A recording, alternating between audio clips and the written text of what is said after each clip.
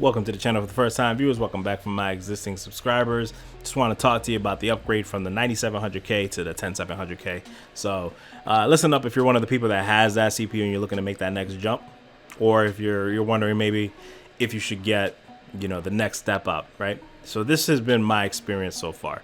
Overall, I feel like maybe it's because it's hyperthreaded. I don't know, and this is going to be a more feels type of opinion of everything.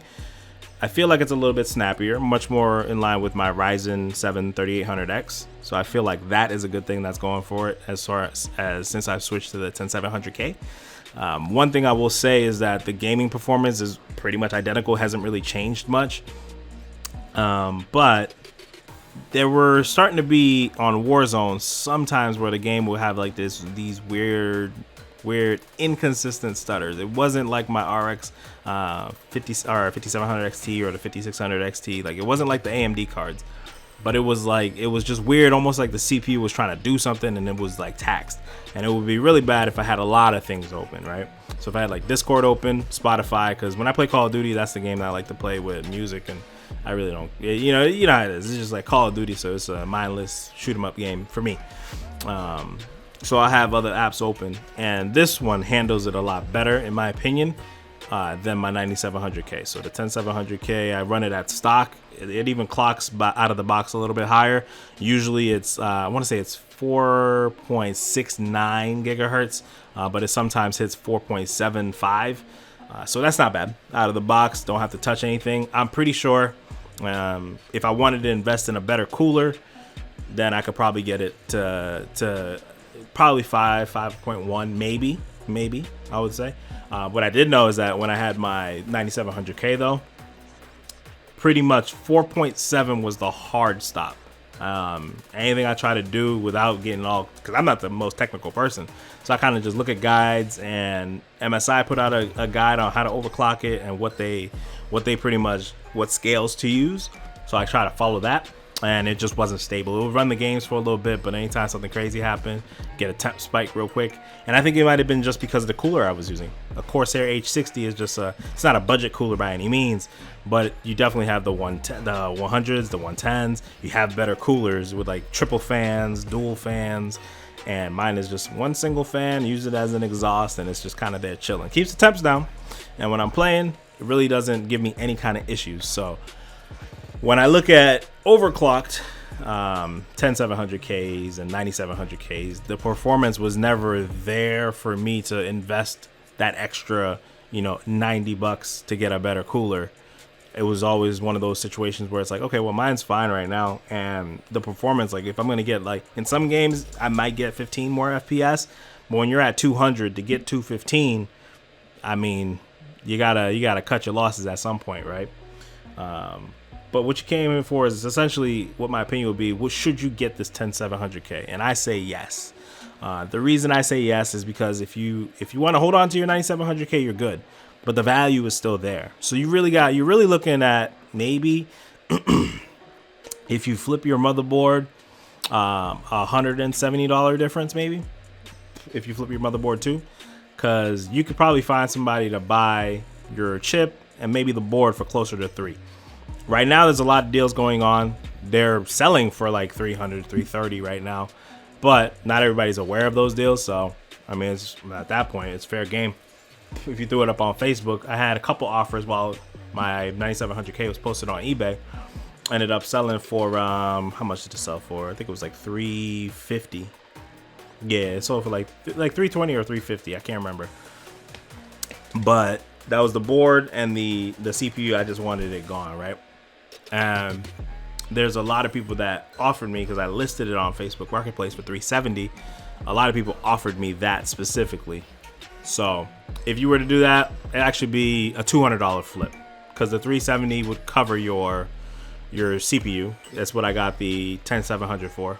And you can find it in Best Buy, Newegg. Usually there's a deal on it. And more or less, it's like getting the 9900K right now. So it's like getting the 9900K. If I could go back and do it again and get the 10900K, would I? I don't know. I still don't know, man, because I'm predominantly gaming. I don't really stream. When I do, it's probably the worst stream you've ever seen. and I would have no use for it other than to say that I have it. If I had extra money, of course, I would just throw it at it and be like, yeah, you know, I just got the best because I had the extra $150, so I just got the best, right? But again, it's like the same thing as overclock, right? Are you going to invest in a better cooler just to get another 15 FPS in some cases and the same FPS in others? That's the same thing with going to the 10900K. Now, there's other programs that don't pertain to me. Like if I'm doing like a rendering program, those things are going to be much better. But for games, this is a gaming machine, and I produce a couple of YouTube videos here and there. Obviously, the channel. But other than that, that's all I'm doing, man. Like I don't even do work on it. I have a completely dedicated work computer. So yeah, it's just one of those things that I wanted to kind of future-proof, and I didn't want to reach for something that I didn't really need and really wasn't going to benefit me too much. So I stayed in my lane and got the 10700K. And I recommend it because it's 8 cores and it's 16 threads. So if you've seen the rumors for the next wave of Intel GPU or CPUs, it's actually slated to be the top end of it is supposed to have 8 cores, 16 threads. Maybe they'll add 2 more cores to bring it back. But the 10900K has 10 cores and 20 threads. So it's an interesting pickle that they're in. They're supposed to be getting better performance, but from what I've been watching, it's like a backport from the 10 nanometer back to 14 nanometer plus. So they're essentially taking the graphics from the next generation and then going into the same node from before, I guess, to keep the performance where it's at now. Because I think that's what's eventually going to happen is until they figure out how to keep the clock speeds, you know, going north. It'll be one of those situations where they'll just stay on that 14 nanometer and then just stay from there. But then you have AMD they've pretty much been committed and just chopping away at this lead for the last 2 years, because the first generation had a really big gaming gap, like the 1700 to the 2700 to 3700 is like completely different worlds. But at the same time, if you have picked up a 7700K and now you're on a 10700K, you're like within 15, 20 FPS, and if you're at 1440p, you're probably within 5 performance wise over the course of that same time span. So yeah, it's a wild time. But if you're an Intel fan and you have the 9700K, I would get rid of it sooner than later because the value is good. But if you're in a tight spot, you're not missing out. So I do have to tell you that to have a clear conscience, you're not missing out. But like I said, you'll set yourself up better because the new consoles are 8 cores, 16 threads as well. So you might see more hyper-threaded workloads come out, and then your CPU will start to run the struggle to run games, and that's not a good look. All right, that's all I got. Overall, I would definitely make the switch again. If you have the extra cash, throw at it. Get the 10900K. We're supposed to get 1 more year of support from Intel on the Z490 platform, so this platform is supposed to be good for the 11th gen as well. But the rumor is that the 11th gen top end chip, so the 11900K, is going to be 8 core, 16 threads, which is in some people's eyes a downgrade, unless they get it so much faster, like each core is so much faster that it makes up the difference of not having 2 extra physical cores, which I don't know if they're going to do, but who knows, right? All right, you guys be easy. I'll catch you in the next video.